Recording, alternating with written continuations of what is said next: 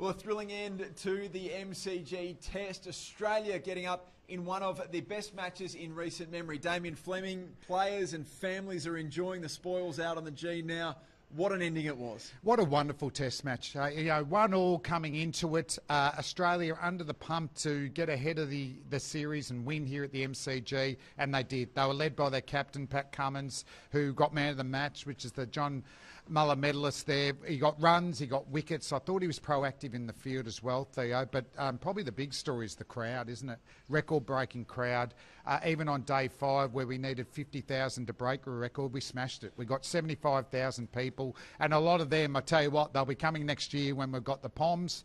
But Australia now 2-1 up in the series, so now it's back to India to try and beat us at the SCG. We being a very proud Victorian, that's spoken like a man who wore the colours. Looking back at the final session, I mean, could it have been anyone other than Scott Boland to play a crucial role? Nathan Lyon picks up a few wickets at the end too. It was a frantic finish. Yeah, I think it was a real team victory here, Theo. There wasn't one bowler that ran through them. And even, you've got to talk about Mitchell Starc. There's no doubt that he is carrying a side injury. It might be the old grunter. I don't know if you did that in your heyday. Not fast enough. But I certainly did. And it's that burning sensation, and it can get better when you're warm. But the problem is you don't want to tear it too badly. But he was still bowling in the 140s. He picked up an important wicket. And Boland, I mean, you should book him in for the next 10 years. I know he's 36 years of age, but I reckon he can keep getting wickets. And I was really happy for Nathan Lyon, because funny enough, if you look backwards, it was that last wicket partnership between Scott Boland and Nathan Lyon of 60 runs that allowed Australia to bat till early this morning. So I thought it was very apt that Nathan Lyon took the winning wicket, wasn't it? There was certainly a bit of conjecture last night. Did Australia bat on too long? Should they have pulled the trigger and put in India late on day 4? As it turned out, the timing was perfect. The controversial moment of the day was the dismissal of Jaswal, but technology can tell you one story in that the Snicko didn't appear to show an edge behind, but from the 7 or 8 camera angles we did see, there was a clear deflection to Alex Carey. Yeah, definitely. And you could see from Pat Cummins, the slower ball bouncer, that probably gave him even more time to see the deflection. He was really confident, and he's always on top of the DRS. So was Alex Carey, who took a really good catch there as well. Snicko showed nothing.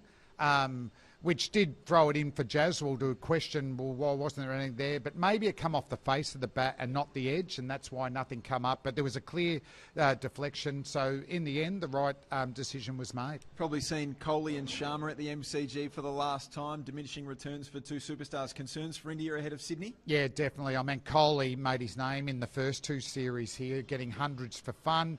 Rohit Sharma, not as prolific here in Australia, but he's been fine at the top of the order. He looked a little bit better. He looks more suited to opening, but once again, 2 failures. So big questions. They have to win the test match. And it's been the youngsters from India, hasn't it? Reddy, Jaswal, Washington Sundar getting runs. They need their legends to get runs at the SCG, or they're no chance to win up there. The moment of the test for me, Reddy's 100 and his emotional Yes. father, and showing what that meant, regardless of the result for India, that is one of the shining lights that deserves to be celebrated, doesn't it? Fantastic. How great is international cricket? And to think there must have been about 10,000 fans that have flown over from India to be at the MCG, and they loved it, and they gave so much atmosphere to the game. But to see Reddy's dad and the emotion, and then we captured when he caught up with Sonny Gavaskar and our own Ricky Ponting, for him, the dream just kept going, didn't it? Whereas his young son, Reddy, just looks very composed. Yeah. But I think they've found one there. Gautam Gambhir, the new Indian coach, he'll be wants to win this series, obviously, but he's trying to find out who are the players that are going to take them forward. And I think with Jaswal, Washington Sundar and Reddy, he's got 3 beauties going forward. Yeah, they certainly look players. Going to Sydney, Australia hasn't been in a situation so positive regarding the Border Gavaskar Trophy for some time. Before we get to the final test, let's rewind back to day 1. The highlights kept coming from young Sam Constas, and it wasn't too long ago after the Perth test that Australia was in disarray, India was in disarray following that after what happened in Adelaide, and now we go to Sydney with a new air of enthusiasm around this Australian team, led by that young man. Yeah, Sam Constas is interesting talking to his teammates. They know the age gap, don't they? Like, he's mucking around with their kids. He's mucking around with Jasprit Bumrah, hit him for 34 in the opening spell, which no one else has ever done. And then he's having a ball in front of his fan in the MCG crowd. What's he going to do up the SCG? Yeah. That's actually his home crowd. But I love the way he plays. He's not just about the ramps and all that. Some of his cover drives, he looks a natural, pull a hooker, square of the wicket on the leg side. So plenty of upside for the Australians. Great to unearth a young talent like that. What happens in Sydney? Let's hope we get 5 days up there. It's been tough there. There is some hot weather early on, so maybe it will be a little bit traditional where we will see some turn.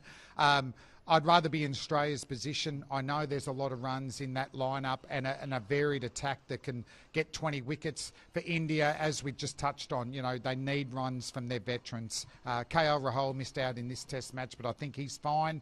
I think Reddy, Washington Sundar will have good test matches. They've got good variety in their attack, India, with Jadeja and Washington Sundar if it does turn. But I think since that thrashing in the first test, Australia have tended to dominate the game the longer it's gone.